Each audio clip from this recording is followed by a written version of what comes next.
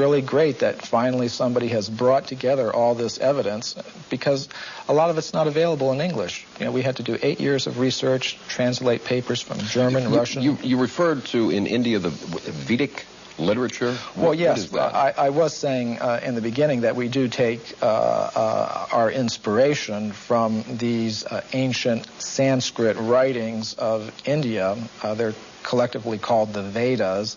Among them are the Puranas. Purana is a Sanskrit word. It means history.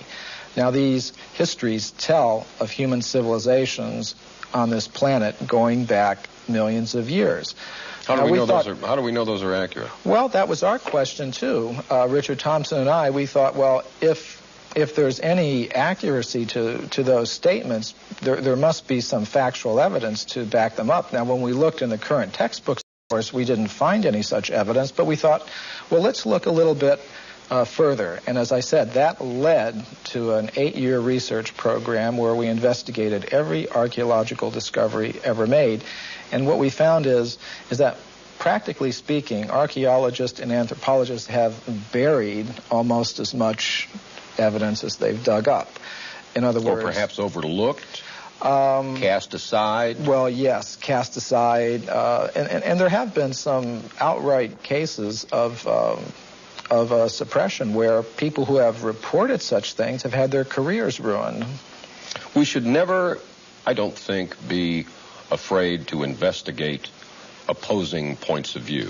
And the hidden history of the human race is something that is in direct opposition, I guess, to the Darwinian theory of evolution.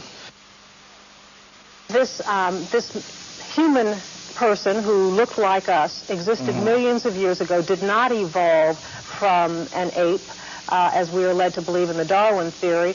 Why has this evidence been suppressed, and what kind of evidence have you found to support this? Well, I'll give you a very good example. Now, one example from historical times is during the California gold rush days, miners were digging tunnels thousands of feet into the sides of mountains. Now, the rock in these mountains is over 10 million years old. So when they were digging these tunnels, they were finding human skeletons, they were finding stone spear points, they were finding mortars and pestles, hundreds of them at dozens of locations. Now, all these were gathered together, reported to the scientific world by J.D. Whitney, who was the state geologist of California. And he published a massive book about them by Harvard University. Harvard University was the publisher. Now, what happened to these artifacts? Why aren't they on display in museums? Why aren't our children taught about them in schools? There was a very powerful anthropologist at the Smithsonian Institution named William H. Holmes.